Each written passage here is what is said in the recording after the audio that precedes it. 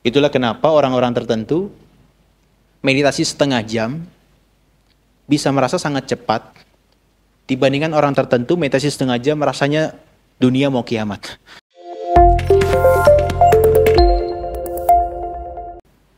Ya, selamat malam semuanya. Salam sejahtera untuk kita semua.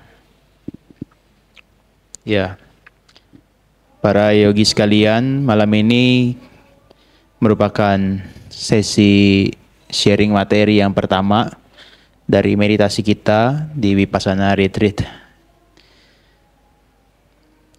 Barangkali supaya lebih akrab, lebih tahu gitu ya. Sebelum masuk ke materi, nanti yang kurang lebih sekitar 35 menit saya sampaikan. Kira-kira satu atau dua orang gitu datang ke sini tujuan meditasi untuk apa ya? Tujuan yang ingin dicapai atau katakanlah sedikit banyak dari belajar di luar sana, manfaat meditasi yang pengen dicapai selama latihan di sini apa kira-kira? Mungkin saya tunjuk ya. Kalau saya pribadi lebih ke ini ya, pengen belajar yang benar begitu dalam tanda kutip gitu. Karena sebelumnya kan memang sempat ikut beberapa sesi sama Mas juga gitu ya. Tapi memang pengen dapat full experience yang lebih lama begitu. Jadi pengen benar-benar tahu yang lebih benar sehingga nanti latihan ke depannya juga bisa lebih. Oh, kalau pengen tahu yang lebih benar nanti sebulan di sini ya. Oke, kalau memang mau meditasi yang setidaknya sesuai yang dalam tanda kutip yang kita lakukan, itu khotbah yang paling terkenal namanya Anapanasati Sutta. Ana itu adalah out, keluar. Pana itu adalah in. Sati itu adalah mindfulness. Jadi mindfulness on the breathing in and out. Jadi perhatian penuh pada nafas masuk dan keluar. Jadi meditasi di seluruh dunia ini kebanyakan menggunakan rujukan ini. Anapanasati Sutta. Tapi saya tarik sedikit lebih lebar. Di dunia ini, sesuai dengan pelatihan pengembangan pikiran, meditasi itu cuma ada dua. Meditasi ketenangan dan meditasi Vipassana, pandangan terang. Meditasi jenisnya apapun, seperti mantra, kemudian seperti termasuk kayak mungkin ada yang motion gitu ya, yang seperti meditasi jalan dan sebagainya. Kemudian seperti ada mantra-mantra yang lainnya, seperti kemudian mengucapkan semoga semua makhluk berbahagia. Dengan variasi yang banyak itu, termasuk seperti nafas masuk ditahan, kemudian dikeluarkan 7 detik, dikeluarkan 8 detik, ditahan 7 detik, dikeluarkan 8 detik. Itu semua termasuk dalam meditasi ketenangan. Hampir banyak sekali yang di luar sana, kebanyakan meditasi ketenangan batin. Nah, meditasi Vipassana itu satu di antara dua tersebut. Kalau misalnya di dalam teks Buddhis, itu dikatakan itu yang ditemukan Siddhartha Gautama ketika menjadi Buddha. Vipassana Bhavana. Jadi kalau Anda mempelajari Vipassana Bhavana artinya Anda mempelajari apa yang ditemukan Siddhartha. Singkatnya, meditasi ketenangan itu selain untuk memperoleh ketenangan dan juga konsentrasi yang dalam, dia itu sebagai alat bantu untuk bermeditasi Vipassana. Alat bantu. Kenapa? Karena untuk mengembangkan kebijaksanaan, kita perlu konsentrasi. Bayangkan kalau kita lagi meditasi, kakinya cenut, cenut, cenut, nafas masuk keluar itu nggak bisa terperhatikan. Maka dia butuh konsentrasi. Nanti kalau malah Vipassana, alih-alih mengamati rasa sakit, malah hanyut terhadap emosi yang muncul dari rasa sakit. Maka kita butuh konsentrasi dan ketenangan. Ya. Nah, meditasi ketenangan ini, bagaimanapun modelnya, nggak bisa membawa orang itu bebas dari penderitaan fisik dan mental secara total. Dia hanya bisa mengatasi penderitaan fisik dan mental secara sementara. Jadi ketika Anda duduk meditasi, nafas masuk, keluar, keluar. Penderitaan mental seakan-akan bisa seperti redam. Penderitaan fisik juga seakan-akan kadang-kadang bisa nggak muncul. Tapi keluar meditasi, muncul lagi. Welcome back. Nah, hanya meditasi Vipassana Bhavana ini yang besok kita praktekkan, dia yang bisa menghancurkan kilesa atau kotoran batin atau penderitaan secara fisik dan mental secara total. Hari ini kita belajar tekniknya dulu, gimana. Nah, Anapanasati Sutta ini, Anapanasati masuk keluarnya nafas, yang kita praktikkan, itu bisa masuk ke kedua-duanya. Bisa ke samatha, bisa ke vipassana. Tergantung cara prakteknya. Kalau cara praktek yang seperti kita tadi, masuk, keluar, itu jelas meditasi samatha. Ketenangan. Tapi nanti dari sini, masuk, keluar, kembung, kempis itu bisa menjadi alat untuk praktek meditasi vipassana. Jadi paham ya? Oke, setidaknya itu panduan meditasi yang benar. Ya ini perumpamaannya. Jadi kalau kita meditasi itu seperti orang yang membawa kendi, yang isi kendi itu penuh minyak yang sampai ke permukaan kendi gitu. Nah sambil kita membawa kendi tersebut, itu di belakang kita tuh ada orang yang bawa pedang. Dan kemudian kita membawa kendi tersebut di tengah keramaian orang lagi ramai sekali. Ada yang joget, ada yang nyanyi-nyanyi dan sebagainya. Kemudian kalau kita tahu kita adalah si pembawa kendi tersebut, dan kalau kita menumpahkan setetes saja minyak dari kendi tersebut, kemudian dipenggal kepalanya sama yang belakang, kira-kira Anda akan berhati-hati atau enggak membawa kendi tersebut? Sangat hati-hati ya. Ini perumpamannya agak sadis. Kalau Anda di dalam meditasi ini betul-betul kehilangan nafas 1 detik kemudian dipenggal, mungkin nggak ada yang datang ke sini gitu ya. Tapi maksudnya dipenggal itu adalah kita mati di momen itu oleh kotoran batin kita. Jadi pembawa pedang itu adalah si kotoran batin kita. Dan orang-orang yang ada di keramaian itu, yaitulah kondisi eksternal kita. Suara bising, kemudian juga cuaca panas, kemudian pantat yang sakit. Itu seperti orang yang menari-nari. Tapi di saat yang sama kita harus mengamati nafas masuk, keluar dengan penuh kehati-hatian. Tersenggol sana sini harus penuh hati-hati. Maka kalau hati-hati, saat meditasi duduk kita juga harus mengamati nafas betul-betul dengan penuh perhatian. Oke, nah ini yang meditasi yang secara umum, yang kalau kita perhatikan ada beberapa orang yang bilang kalau mau atasi stres, depresi, tahan nafas, masuk 4 detik, tahan 7 detik, keluarkan 8 detik. Sebetulnya itu sama aja. Meditasi Anapanasati. Cuma dimodifikasi untuk kepentingan tertentu. Ya, tapi kalau ini dipraktekkan dari awal sampai akhir, masuk 4, tahan 7, keluar 8, 20 menit berikutnya pingsan. Karena otaknya kekurangan oksigen. Karena breathe out-nya lebih banyak dibandingkan breathe in. Nah, meditasi yang proper, ketika badan sudah tegap, nafas sudah lancar, dia akan seimbang. Masuk 4, keluar juga 4. Masuk 7, keluar juga 7. Kalau 4, masuknya, keluarnya 7, lama-kelamaan badan kita akan condong ke depan. Kalau masuknya lebih banyak, keluarnya lebih dikit, badan kita akan tegang ke belakang. Maka kita butuh balance. Balance-nya apa? Masuk dan keluar sama-sama seimbang. Kalau ini hanya di tahap awal. Ya, tahap awal. Boleh sekali 2 kali, tapi kalau berkali-kali nggak sehat. Nggak sehat. Karena meditasi kita nafas masuk keluar bukan melatih pernafasan, tapi melatih pengamatan terhadap keluar masuknya nafas. Beda ya? Beda. Nah, ini juga ada yang tahan masuk dan juga ada tahannya 2 kali itu 4 detik tuh masing-masing. Nah ini namanya box breathing. Bapak Ibu kalau pernah dengar sebagai praktisi meditasi pasti tahu ini.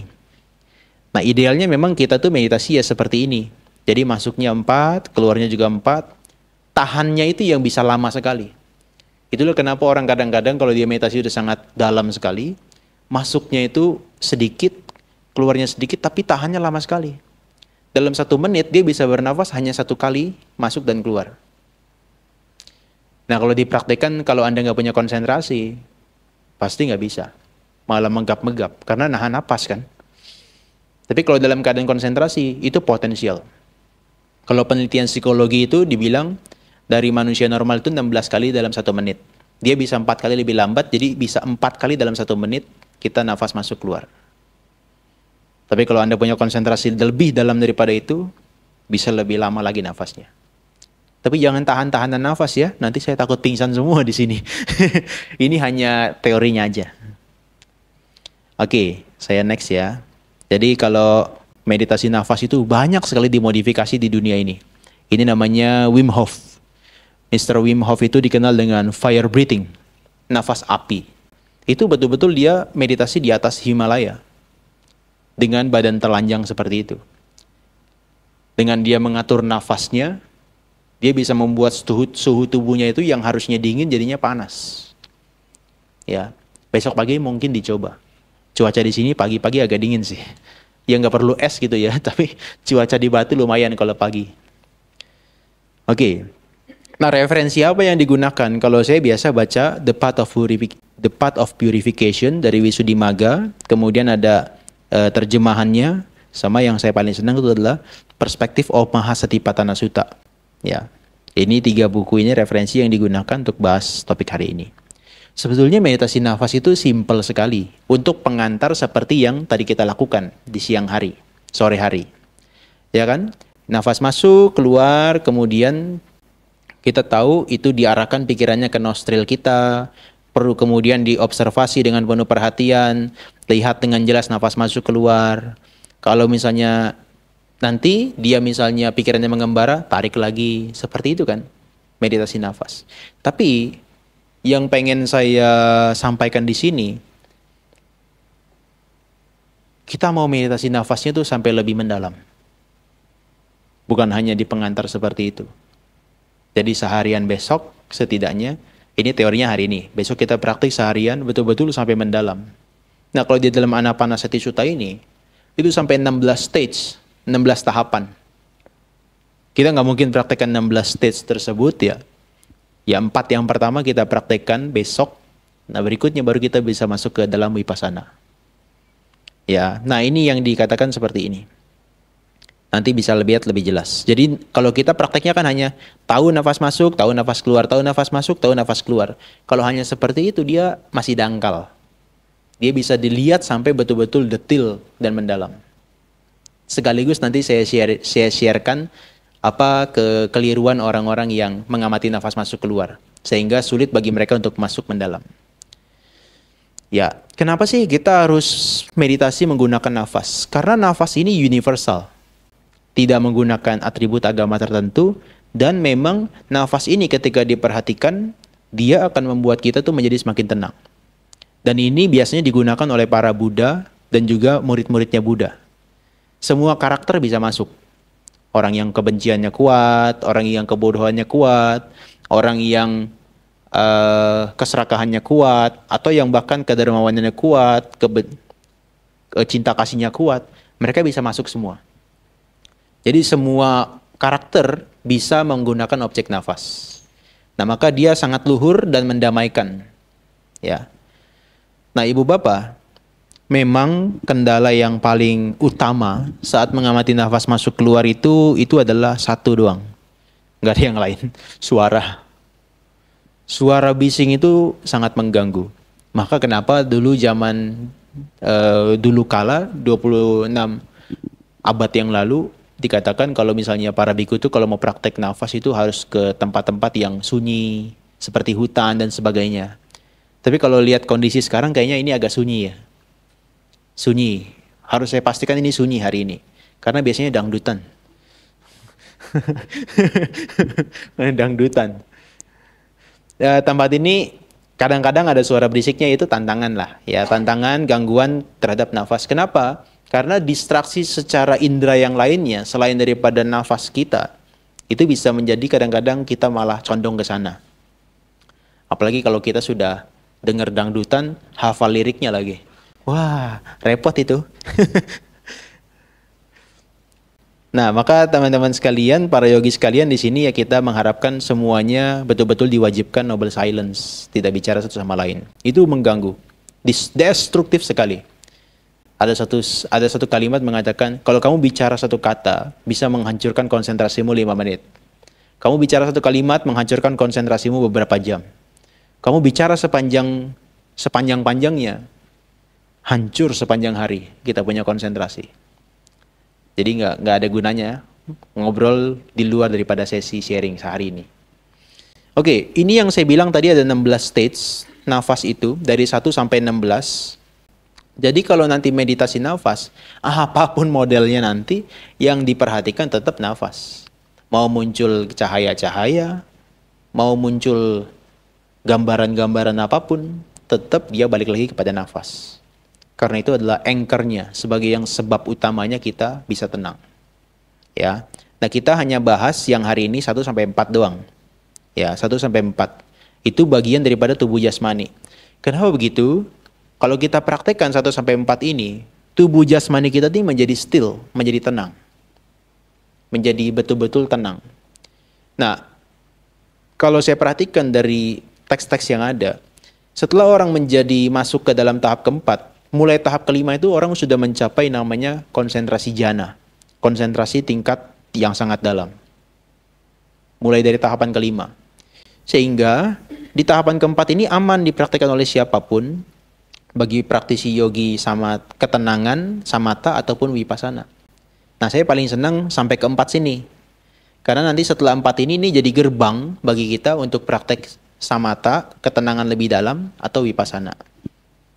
Sehingga supaya kita cari intisarinya nafas, ya sudah, kita praktek aja besok sampai 4 ini, besoknya baru kita vipassana. Itu jauh lebih bisa kita, nggak tahu ya, ini hipotesa aja ya, bukan kepastian ya. Itu akan bisa memudahkan kita dalam mengamati sesuatu apa adanya nanti.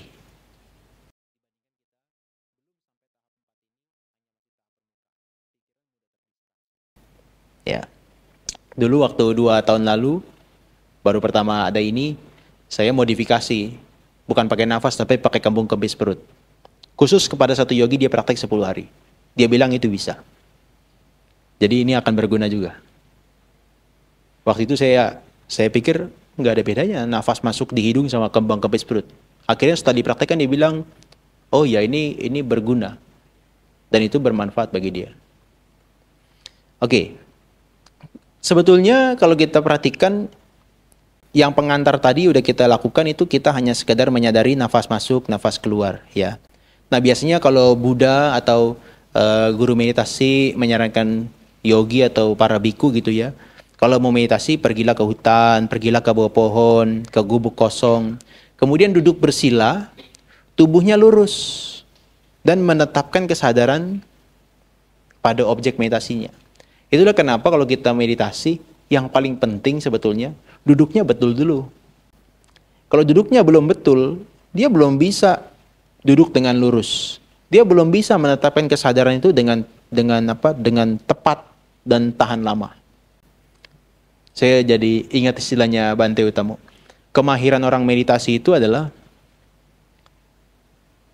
dia cepat menangkap objek dan tahan lama. Itu kemahiran orang meditasi terhadap objek ya. Objeknya cepat dipegang dan bisa bertahan lama. Paham ya? Kalau kita kan masih gini kan, seperti pegang belut kan, licin banget. Nafasnya mana sih ini? Udah dipegang dapat, dia licin, molos lagi. Wah, ditangkap lagi, licin lagi. Tangkap lagi, licin lagi. Tapi nanti satu waktu, belut itu yang tadinya licin, dia akan menjadi sangat keset gitu loh. Jadi sangat mudah dipegang dan dia bisa tahan lama. Itu kemampuan kita kalau dikembangkan terhadap nafas. Nah, maka nanti setelah kita praktek itu ya, ibu bapak dan teman-teman sekalian, kita akan bisa mampu membuat perhatian kita mengamati nafas terus-menerus dengan baik. Maka ada perumpamaannya. Kalau kita mengamati nafas itu seperti anak sapi liar yang dia selalu sama induknya, suatu ketika anaknya ini dipisahkan dari induknya. Induknya tuh disuruh pergi ke hutan. Nah, anak sapinya ini itu diikat lehernya, kemudian diikat di pohon. Anak sapi ini pengen selalu minum susu ibunya. Tapi karena diikat, maka dia selalu meronta-ronta di sekitar pohon tersebut. Nanti lama-kelamaan anak sapi yang tidak bisa pergi ke tempat ibunya, lama-kelamaan dia akan capek dan dia akan duduk sendiri. Nah, meditasi kita itu, perhatian pada nafas itu, pikiran kita tuh seperti anak sapi yang liar, selalu mencari kesenangan indera. Apalagi di sini, HP-nya dikumpulkan, uangnya tidak bisa digunakan, makanan secukupnya, tontonannya cuma slide materi, yang didengarkan cuma suara saya. Nah, maka bisa ada kemungkinan sapinya tuh makin meronta-ronta, liar sekali. Dan tapi karena diikat dengan tali yang kuat di pohon, itu seakan-akan ya sudah, nanti lama-kelamaan kita capek sendiri. Ngeluh kayak gimana pun nggak dikasih HP-nya, ngeluh kayak gimana pun ya tetap di sini-sini juga. Minta pulang, abaikan saja. Nah, anak sapi itu pikiran kita. Talinya itu adalah mindfulness, perhatian. Pohon yang kita gunakan untuk mengikat anak sapi itu adalah objek meditasi. Jadi kalau pikiran kita yang liar itu selalu diikat dengan mindfulness kepada objek meditasi, lama-kelamaan bukan pohonnya yang capek, anak sapinya yang capek. Dan akan duduk dekat dengan objek tersebut. Jadi meditasi itu nggak usah menggebu-gebu banget. Ayo tenang. Nggak usah. Perhatikan aja nafasnya. Nanti pikiran kita capek sendiri. Apalagi anak-anak ya. Tadi 3 hari ini kan saya ngurus anak-anak kan. Wah, dia bilang, pikiran saya nggak berhenti-berhenti nih. Nggak berhenti-berhenti, pusing sendiri jadinya. Ya kita juga begitu kadang-kadang ya. Kalau misalnya terlalu sibuk dalam keseharian, dia bisa seperti anak sapi itu. Tapi kita butuh untuk betul-betul talinya yang kuat. Diikat ke pohon. Oke. Jadi nanti, kalau kita praktek nafas, itu ada tahapan-tahapannya. Makanya tadi saya ajak ibu bapak sebagai, walaupun itu pengantar, ibu bapak mulai belajar ngamati nafas dengan cara menghitung. Menghitung nafas. Itu bisa menggunakan angka. Sebetulnya angkanya bukan 8 doang. Itu bisa dipilih antara 5 sampai 10. Para yogi sekalian, favoritnya yang berapa, itu bisa digunakan. Misalnya saya pilih angka 6. Ya sudah, masuk, keluar 1, masuk, keluar 2, sampai dengan 6. Nanti balik lagi ke 1. Kalau 8 itu contoh saya tadi. Ya. Nah, ini bisa dilihat ya, titik sentuhan napas. Kalau orang-orang yang tadi merasakan sentuhan napasnya itu ada di ujung bagian bawah sini, ya, itu orang yang hidungnya panjang, orang Eropa. Nanti saya kasih lihat kenapa dia bisa sampai seperti itu. Kemudian kalau orang-orang yang hidungnya normal, ya seperti kita, itu rasakannya di rongga hidung. Oke? Kalau orang-orang yang merasakannya di atas bibir atas sini, itu hidungnya pesek. Hidungnya pendek. Langsung ganti ya semuanya ya. Ganti ke rongga hidung deh. Nah, itu referensinya itu memang dinyatakan begitu, ada 3 titik poin. Tapi kalau saya karena merasa nggak pernah ngajar bule, jarang sekali ngajar bule, jadi saya pikir 2 aja deh, rongga hidung atau di depan kedua lubang hidung. Ya. Nah, itu nanti ibu bapak kalau misalnya masih belum merasa puas, tentukan di mana yang paling terasa. Nah, ini begini, kenapa tadi saya agak sedikit jelaskan ada 2 pernafasan, 2 pintu pernafasan, itu ada pernafasan mulut dan juga pernafasan hidung. Dari beberapa penelitian yang saya cari, itu incorrect breathing habit itu sebetulnya adalah pernafasan mulut. Tapi kalau dalam kondisi Anda olahraga, silakan aja gunakan. Tapi dalam kondisi meditatif, yang paling disarankan itu adalah nose breathing, pernapasan lewat hidung. Kalau tadi di awal pengantar saya kasih nafas masuk lewat hidung, keluar lewat mulut. Itu sebetulnya hanya 3 kali aja. Untuk memfasilitasi sistem stres kita ke kondisi normal, ke kondisi meditatif. Itu perlu. Tapi kalau dilakukan terus-menerus, dia nggak bisa bikin kita tenang, malah gelisah. Ya. Nah, ini akan sangat bermanfaat kalau ibu bapak dan para yogi sekalian bernafas menggunakan hidung. Kenapa? Karena itu akan membuat udara kita tuh tersaring. Ini kan ada bulu-bulu hidung ya. Itu akan tersaring kotorannya. Kemudian dia akan meningkatkan oksigen tuh 10-20% dibandingkan orang bernapas menggunakan mulut. Kemudian yang ketiga, itu membuat nitrate oxide kita tuh meningkat. Nitrate oxide itu untuk membuat kita tuh jadi lebih semangat. Jadi kadang-kadang saya pancing, booster untuk semangat itu menggunakan nafas. Masuk, keluar, masuk, keluar. Kadang-kadang kita bisa lakukan sambil jalan. Ya, bisa sambil jalan. Jadi ketika sambil jalan, tutup aja mulutnya. Nanti dia otomatis nafas masuk, keluar lewat hidung. Itu membuat booster nafas kita tuh jadi lebih bersemangat terhadap tubuh. Ya. Ya kalau untuk mungkin lari yang seperti sprint itu mungkin nggak bisa. Tapi kalau jalan biasa, ini sangat berguna. Kemudian yang keempat ini, dia menstimulasi saraf parasimpatetik. Parasimpatetik itu saraf rileks kita. Ya itu penting sekali. Kemudian dia membuat ini nih, jaw. Rahang kita tuh jadi sehat. Nanti saya kasih lihat gambarnya. Dan struktur wajah kita tuh ditentukan oleh nafas. Ya, kebiasaan Anda bernafas itu penting menentukan struktur wajah dan juga jaw. Ini, rahang. Nah, kemudian Anda bisa lihat kalau orang-orang yang menggunakan nafas mulut dan juga nafas hidung, lebih ganteng yang pakai nafas hidung. Kenapa? Karena jaw-nya dia akan menjadi lebar. Jadi lebar. Ini nggak tahu ya apakah karena saya kepedean atau enggak. Oh enggak ya, ini udah kebaca ya, gitu ya. Jadi katanya waktu dulu saya sebelum jadi samanera katanya muka saya tuh kayak bulat gitu loh, jelek gitu loh. Tapi setelah saya jadi samanera sampai 9 tahun, mungkin karena sering menggunakan nafas hidung, dia berubah struktur wajahnya. Makanya ini lebih kelihatan dia punya tulangnya. Nah, mulai besok pakai ya, nafas di hidung ya. Jadi kenapa orang-orang kalau di barat itu pakai mouth breathing? Karena udara sana dingin. Dia butuh nafas yang berat. Seperti si Wim Hof tadi.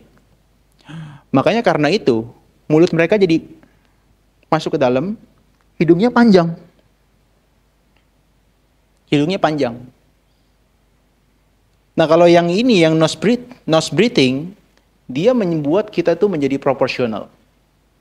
Lehernya lurus, kemudian juga rahangnya tuh terbentuk. Hidungnya juga nggak pesek, bukan pesek, nggak pendek juga nggak panjang gitu ya. Dia proporsional. Makanya kalau orang-orang yang menggunakan nafas hidung, dia akan bisa mengamatinya di rongga hidung. Atau di depan kedua lubang hidung.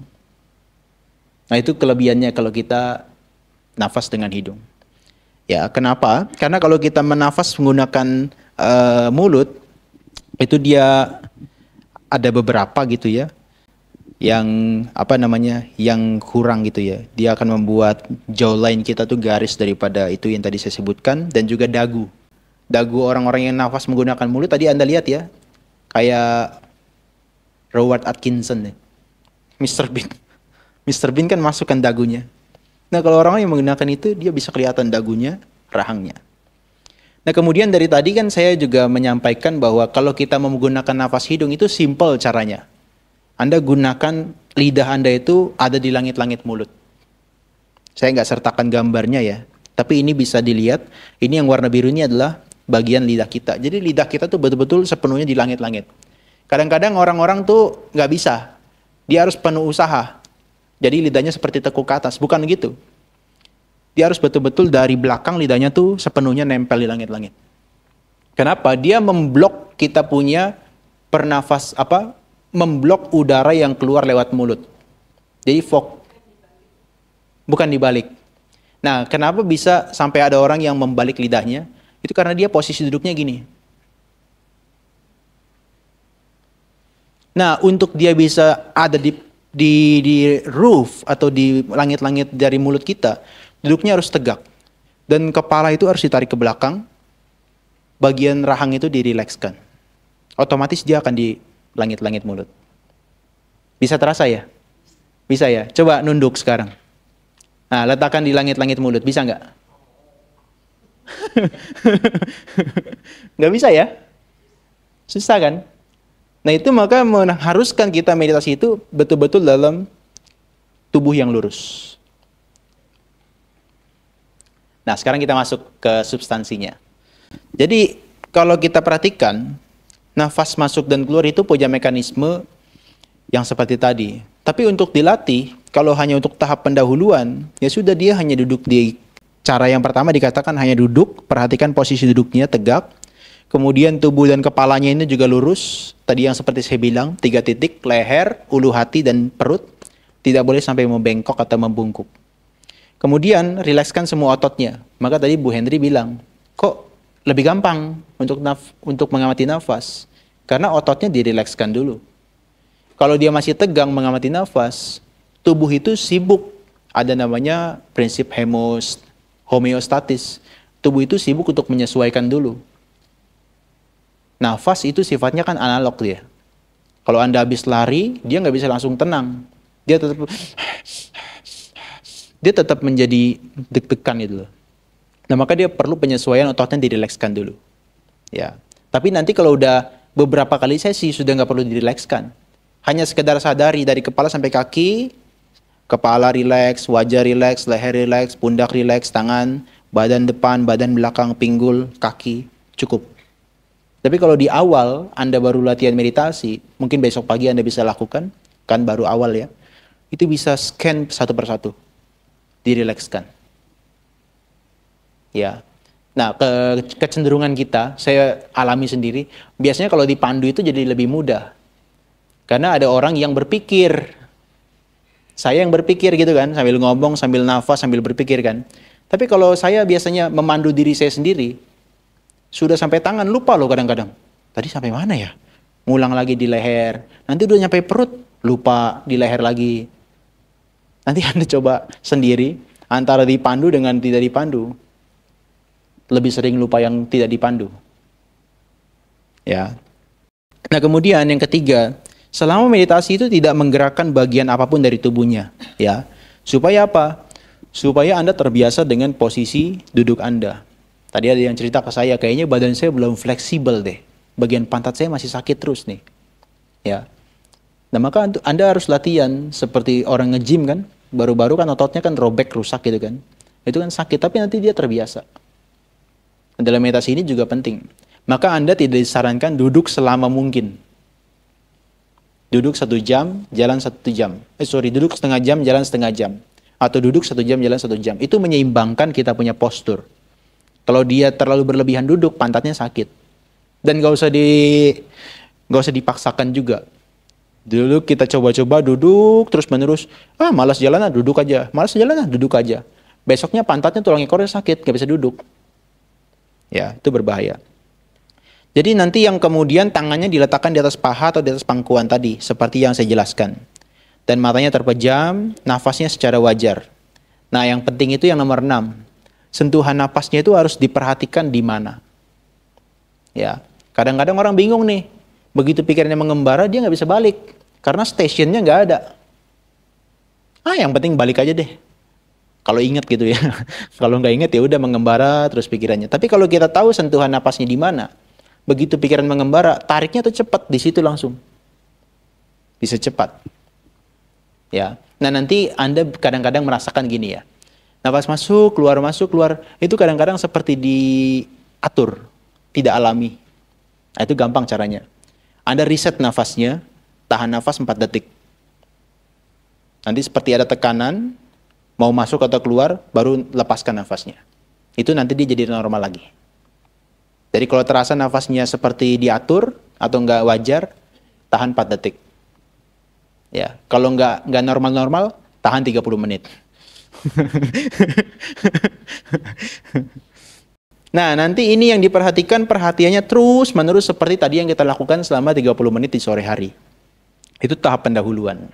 Jadi begini, Ibu Bapak, sebelum saya jelaskan yang substansinya. Nafas kita, kalau digambarkan oleh kurva X dan Y, pernah lihat ya, kurva X dan Y ya. Kurva X dan Y ada atas dan juga vertikal dan horizontal. Jadi nafas itu startnya tuh dari atas. Kalau dia penuh perhatian, tidak ada distraksi atau intervensi objek apapun, dia cenderung akan turun. Turun itu artinya apa? Melambat dan memendek. Melambat, memendek, meringan, mendalam.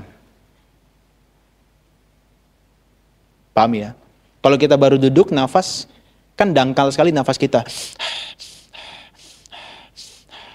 Nah, kesalahan orang meditasi, dia pengen nafasnya tuh ketika duduk langsung pendek, halus, lembut, lambat, mendalam. Akhirnya apa? Dia nggak bisa karena bagian tubuh yang analog itu tidak bisa dihack dengan demikian cepat. Akhirnya dia nggak bisa mengamati nafas dan dia stres sendiri. Jadi tubuh kita tuh sudah punya sistemnya sendiri. Nafas itu dari kasar, turun, lama-lama makin lembut, makin halus, dan seterusnya. Kembung kempis perut pun begitu. Tadinya masuk, keluar, kok masuk keluar. Kembung kempis. Lama-lama dia kembung, kempis, kembung, kempis. Nafas juga begitu. Nah, jadi prinsipnya nanti yang saya bagi menjadi 4, 1, 2, 3, dan 4, itu adalah prinsipnya dia kurvanya turun. Oke? Kalau ada intervensi dari objek lain, kurvanya naik lagi. Fokus lagi pada nafas, kurvanya turun lagi. Intervensi objek lain, naik lagi. Makanya pikiran kita kalau kita belum stabil, naik dan turun gini kurvanya. Tapi kalau orang yang betul-betul dia sudah mahir, turun terus dia. Dan itu nggak ada limitnya. Nggak ada batasnya. Semendalam mungkin dia nggak ada batasnya. Ya. Oke. Jadi begini. Yang pertama, tahapan pertama nafas kita itu adalah ketika kita sudah masuk pendahuluan, kita tahu nafas itu panjang yang masuk dan keluar itu panjang. Panjang, cepat, kasar, dan juga dangkal. Tidak mendalam. Oke ya. Jadi memang harus betul-betul diketahui secara sengaja. Betul-betul diniatkan untuk mengetahui nafas yang masuk panjang, keluar panjang. Masuk panjang, keluar panjang. Seperti itu. Ya, maka di sini setelah kita memperhatikan terus-menerus nafas masuk, nafas keluar, lama-lama dia merasakan sentuhan lembut dari nafas. Dia mulai bisa menangkap nafas yang masuk panjang, keluar panjang. Masuk panjang, keluar panjang. Itu otomatis. Oke ya. Nah di sini ketika Anda mengamati itu, dia nggak perlu membuat nafasnya itu menjadi panjang secara sengaja. Nggak perlu. Anggap yang saat itu panjangnya seberapa, itu dianggap panjang. Nggak usah dibuat semacam kalkulasi, panjangnya harus segini, nggak usah. Buat dia menjadi alamiah dan apa adanya saat itu. Dan ketika mengamati itu, yang ketiga dikatakan, dia tidak perlu mengamati secara wipasana terlebih dulu.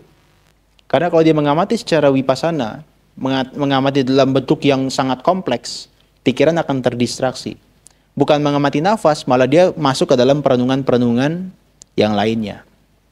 Maka tadi saya bilang, begitu mengamati nafas, yang bukan objek diabaikan dulu.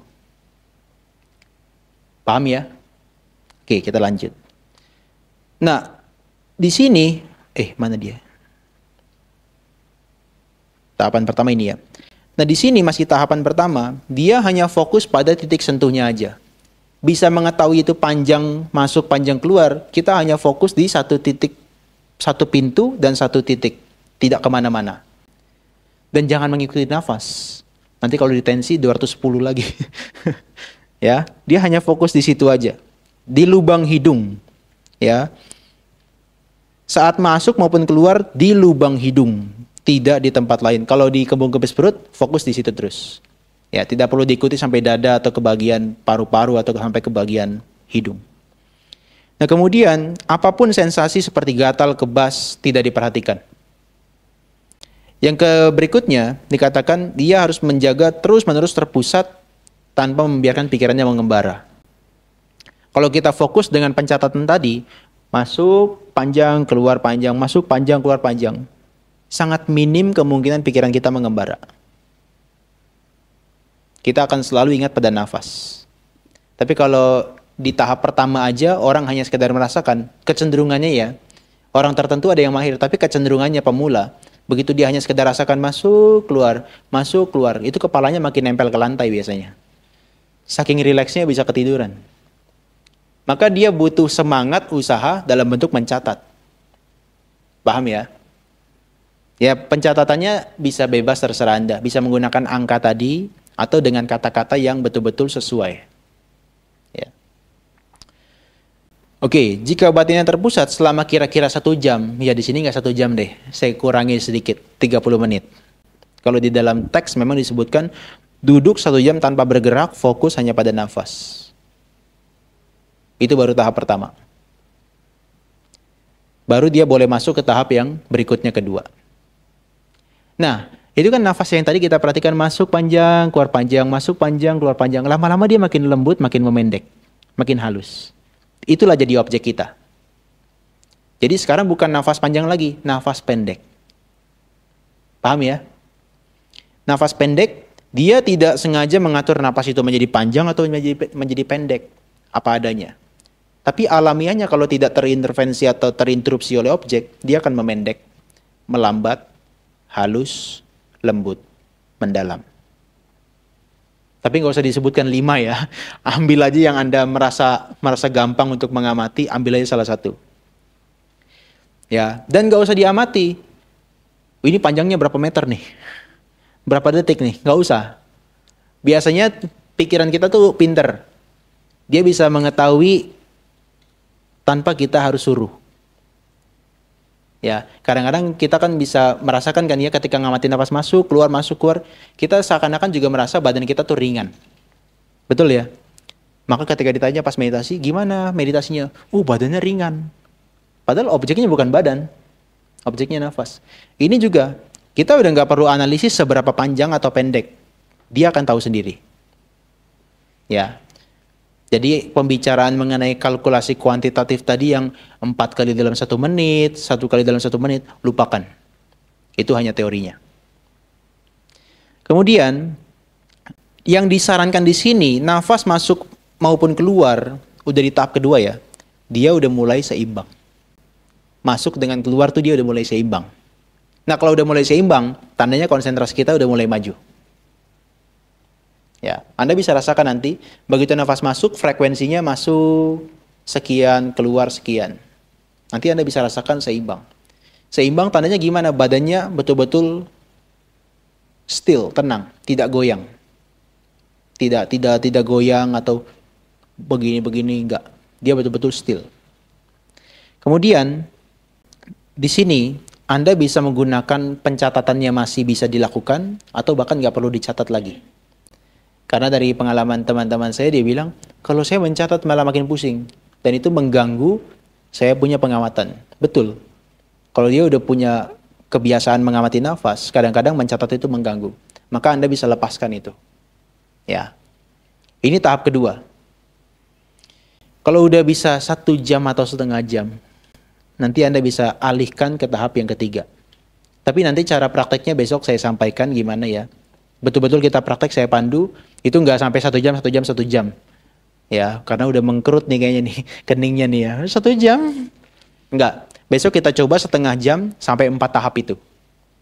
Ya, nanti setelahnya Anda lakukan praktek sendiri. Mau tahap 1 aja, atau mau tahap kedua, atau mau tahap ketiga, tahap keempat. Yang terpenting malam ini Anda tahu cara prakteknya. Oke, tahapan ketiga, kita udah mulai bisa ngamatin nafas itu secara keseluruhan. Nah, ini yang dicari orang. Yang orang pengen ketika duduk nafasnya langsung bisa diamati. Wah, nikmat sekali dari awal masuk sampai akhir masuk dia bisa rasakan. Awal keluar sampai akhir keluar dia bisa rasakan. Tapi tidak ada shortcut untuk itu. Dia harus praktek dari tahap pendahuluan 1, 2, 3. Ketika kita sudah bisa merasakan nafas kita makin lembut, makin pendek. Yang pendek tadi kita amati makin pendek, disitulah nafas itu sudah semakin betul-betul kokoh. Dia bisa rasakan masuk, awal, tengah, akhir. Keluar, awal, tengah, akhir. Titiknya tidak pernah pindah, di situ terus-menerus. Tapi bagian hidungnya sudah semakin sensitif mengamati nafas yang masuk sentuhannya. Perut yang mengembung dan mengempis, awalnya dia cuma bisa rasakan panjang, pendek. Panjang, pendek. Panjang, kembung, panjang, kempis. Lama-lama semakin pendek, lama-lama dia bisa rasakan seluruhnya ketika masuk dan seluruhnya ketika keluar. Prinsipnya makanya sama seperti nafas. Makanya 2 tahun lalu itu kenapa saya coba paksakan untuk diterapkan ke kembung kempis perut. Ya, tapi saya tetap ikuti ini aja, guideline-nya. Nah di sini ketika sudah semakin lambat, semakin halus, orang-orang tertentu biasanya hanya bisa mengamati awalnya doang. Ya, jadi ketika nafas masuk dia cuma tahu awalnya. Bagian tengah dan akhir tidak terperhatikan. Ya. Kemudian ketika keluar, bagian awalnya doang yang diperhatikan. Tengah akhirnya nggak diperhatikan. Tapi perhatiannya nanti harus dikembangkan sampai dia bisa tangkap secara keseluruhan. Sampai awal, tengah, akhir, terus menerus dia bisa rasakan. Nah itu nafas sudah semakin nyaman, semakin rileks, semakin lambat, semakin lembut, semakin mendalam. Itulah kenapa orang-orang tertentu meditasi setengah jam bisa merasa sangat cepat dibandingkan orang tertentu meditasi setengah jam rasanya dunia mau kiamat. Sakit, nafasnya nggak jelas, kemudian pikirannya mengembara. Karena yang satu ini begitu mengamati nafas, masuk, keluar. Yang satu masuk keluar, masuk keluar, masuk keluar, masuk keluar. Waktu rasanya lama sekali bagi dia. Paham ya bedanya ya? Oke ya, ini yang bagian ketiga udah paham ya. Jadi nafas itu bisa dirasakan awal, tengah, akhir, awal, tengah, akhir. Baik masuk maupun keluar. Hanya di titik yang sama, tidak berpindah. Kenapa saya tekankan itu? Karena ada orang yang merasakan awal, tengah, akhir itu adalah awal, tengah, akhir. Awal, tengah, akhir. Dia mengikuti nafas. Di Wisuddhimagga ini tidak disarankan mengikuti nafas. Hanya menunggu nafas di titik yang sama. Beda ya, mengikuti dan menunggu ya. Oke. Nah, nanti biasanya di tahap ini, kalau dia konstan, dia punya konsentrasi. Nah, biasanya di pikiran tuh sudah mulai makin konsentrasi, seperti nanti ada gambaran-gambaran pikiran yang muncul. Gambaran batin terhadap replikan nafasnya. Jadi begini, nafas itu yang masuk dan keluar, yang kita rasakan, itu kan sentuhan. Itu materi. Tapi saking sensitifnya kita pada masuk, keluar, masuk, keluar, masuk, keluar, masuk, keluar. Dia jadi otomatis. Dia kadang-kadang bisa nggak merasakan secara fisiknya lagi, tapi di pikiran, replika. Paham ya? Orang saking jagonya nyetir, udah nggak lihat lagi persnelingnya ada di mana. Tapi dia bisa jalankan gitu. Karena udah ada gambaran pikirannya bahwa di kiri dia tuh ada persnelingnya tuh. Setirnya ada di depan, nggak mungkin terbalik. Ya, itu juga kita punya kemampuan pada nafas yang kita perhatikan terus-menerus. Lama-lama kita makin mahir. Oke, ini yang terakhir, yang tahap keempat. Jadi kalau sampai di tahap keempat ini, setelah kita bisa rasakan nafas secara keseluruhan, yang kita anggap itu nafas sudah lembut, rileks dan sebagainya. Kalau diperhatikan terus-menerus, ternyata itu pun kasar. Bukan kasar, masih kasar. Sehingga tugas kita di tahap keempat, begitu nafas masuk, kita rasakan rileks. Merilekskan nafas yang masih kasar. Begitu nafas keluar, perhatikan di titik yang sama. Kita rasakan nafas yang keluar itu yang masih kasar, kita rilekskan. Sehingga ini nggak ada ujungnya, limitnya nggak ada. Ibu yang baju merah dengan ibu yang baju putih belakangnya. Meskipun sudah di tahap 4 sama-sama 4, tapi begitu dia bilang ini masih kasar, kasarnya itu beda. Paham ya? Beda. Mungkin ibu yang baju merah, kasarnya ini, dia anggap kasar ini, sebetulnya udah sangat lembut bagi ibu yang belakangnya. Atau sebaliknya. Makanya meditasi nafas ini meskipun dengan panduan yang sama, kedalaman konsentrasinya beda. Saya dulu berpikir gimana ya caranya, panduan sama, konsentrasinya sama. Bisa dijual tuh. Iya kan? Bisa dijual. Tapi enggak, meditasi itu kompleks. Dia punya faktor X yang banyak. Faktor kebiasaan, faktor makanan, faktor cuaca, faktor kesehatan, banyak sekali. Tapi dalam hal ini, objeknya menjadi kelompok kontrol. Dikontrol. Objeknya sama. Kalau nggak nafas di hidung, dikembang kempis perut. Ya. Nah, terkait dengan faktor X, kesehatan dan sebagainya, terimalah karma masing-masing. Ya, itu beda. Oke, ini sampai tahap keempat kita latihannya seperti itu. Jadi begini, tahap pendahuluan kita duduk seperti biasa, masuk, keluar, masuk, keluar, masuk, keluar. Kemudian berikutnya, kita udah mulai bisa perhatikan nafas yang tadi, makin lembut, masuk panjang, keluar panjang. Seberapapun panjangnya kita anggap itu panjang. Kita amati yang panjang tadi, makin lama dia makin memendek, makin lembut, makin halus. Masuklah kita ke tahap kedua. Nafas masuk pendek, nafas keluar pendek. Oke? Nafas yang pendek yang kita anggap sudah pendek ini, diamati terus-menerus, ternyata dia belum sepenuhnya pendek. Diamati dia makin lembut. Begitu lembut, makin kokoh, terus-menerus pada nafas itu, sentuhannya, kita mulai bisa rasakan seluruh nafas. Tahap ketiga. Masuk seluruh nafas, keluar seluruh nafas. Diperhatikan terus-menerus, yang kita anggap itu sudah lembut, ternyata dia bisa dilembutkan lagi. Ternyata itu kita lihat masih kasar. Sehingga tugas kita di tahap 4, ketika nafas masuk kita rilekskan, begitu nafas keluar kita rilekskan. Saya senang di tahap keempat itu merilis kita punya physical pain. Kadang-kadang apa nih? Running nose, kemudian pusing, masuk aja ke tahap keempat. Enggak salah kok. Memang betul-betul di teksnya dibilang ini untuk menenangkan secara jasmani. Makanya saya jarang konsumsi obat-obat yang pusing-pusing itu jarang. Masuk aja dalam meditasi 1, 2, 3, 4. Udah di situ nanti kita rasakan yang pusing di mana. Diamati terus-menerus. Itu cuma cerita ya. Nanti kalau dilanjutkan ini jadi meditasi kesehatan. Ya, itu efek sampingnya aja. Ya demikian, itu yang bisa saya sampaikan. Bila ada hal-hal yang perlu disampaikan atau didiskusikan atau ditanyakan, silakan. Siapa namanya? Wilson. Tadi kalau misalnya sampai 1/3 kan kita lebih banyak mengobserv gitu ya. Kalau misalnya 4 tadi merilekskan, itu bagaimana cara merilekskan? Ya. Jadi tahap 1 dan 2, just be aware. Menyadari. Sadar nafas masuk, sadar nafas keluar, yang panjang atau yang pendek. 1 dan 2. Yang ketiga, itu adalah experiencing. Merasakan seluruh nafas. Oke. Yang keempat, tranquil itu menenangkan. Menenangkannya nggak pakai sugesti dan nggak dibuat-buat, hanya amati aja, nanti dia akan tenang sendiri. Tapi di momen yang sama kita tahu nafas itu masih kasar, sehingga pikiran kita entah bagaimana kerjanya, dia bisa membuat nafas jadi lebih rileks. Begitu, secara teknologisnya.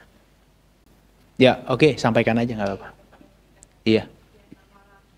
Saya mau nanya, misalnya nih, kalau ketika kita praktek besok tuh 30 menit ya, itu kan tidak langsung kemudian wandering mind itu kan nggak ada ya, pasti kan tetap ada wandering mind. Nah, gimana caranya kan itu nanti dari 1 terus nge-switch ke 2, ke 3, ke 4. Nah, ketika masih ada wandering mind itu kita perlu pulang ke 1 lagi. Gimana itu saya? Ya. Capek banget yang ulang ke 1 lagi ya. Apalagi kalau udah keempat. Enggak. Dia ada mediatornya. Jadi kalau misalnya besok kita praktik 30 menit, pikiran mengembara itu nggak langsung hilang, itu betul. Tapi dia minim. Tapi begitu dia muncul, kita harus menggunakan mediator. Mediatornya apa? Kan begitu dia pikiran muncul, ini nafas yang di tahap 4 kan seperti nggak terperhatikan kan? Dan secara otomatis nafas akan jadi kasar. Kita butuh mediator, jangan langsung balik ke nafas. Tapi amati wajahnya, rilekskan rahangnya, mulutnya lagi ditutup, giginya dirapatkan, lidahnya di langit-langit, baru perlahan-lahan arahkan ke hidung. Dan langsung di tahap keempat lagi. Jangan ngulang dari 1 lagi. Kelamaan. Nanti karena cenderung ketika kita melakukan rileks wajah, rilekskan rahang, nafas dia akan menstimulasi seperti yang sebelumnya. Pikiran akan menstimulasi nafas untuk masuk ke dalam stage yang sebelumnya. Beda ceritanya kalau kita dari nafas masuk keluar di tahap 4, pikiran mengembara, teng, langsung secara cepat kita tarik ke nafas. Biasanya dia akan menjadi nafas mendalam. Ya. Kalau kita lupa sesekali nggak apa-apa. Tapi kalau terus-menerus, itu harus diperhatikan. Ya. Jadi kalau misalnya merasa nafasnya sudah kacau, jangan langsung perhatikan nafasnya. Karena bagaimanapun pikiran kita ini kan digital kan. Dia adalah selalu mengingat apa yang sebelumnya ini. Sebelum mengembara itu. Sehingga ketika dia aware pada nafas, dia tuh langsung pengen cepat kembali ke stage 4. Sementara nafas kita tuh masih kacau. Oke? Kalaupun nanti wajahnya nggak bisa diperhatikan karena mukanya mungkin keram gitu ya. Keram atau kenapa gitu. Perhatikan aja, duduk gitu. Posisi duduk. Posisi duduk, baru ke wajahnya, rahang, baru ke hidung. Itu mediatornya. Kita auto balik ke stage yang sebelumnya. Auto. Kalaupun nggak bisa di 4, balik ke 3. Ya. Kalau misalnya 4 itu masih belum memungkinkan, balik aja ke 3. Mundur 1 langkah lebih baik daripada 4 langkah ya. Capek banget soalnya. Oke, bisa dipahami ya? Cukup ya? Kita lanjut besok lagi. Ini adalah 4 tahapan, kita lanjut meditasi, duduk dan jalan. Tapi sekarang saya sarankan untuk jalan terlebih dulu. Terlalu lama duduk. Terima kasih, semoga semuanya bermanfaat, semoga semuanya selalu terinspirasi untuk mengembangkan konsentrasi, ketenangan di kehidupan saat ini juga, dan semoga kita semua maju dalam meditasinya.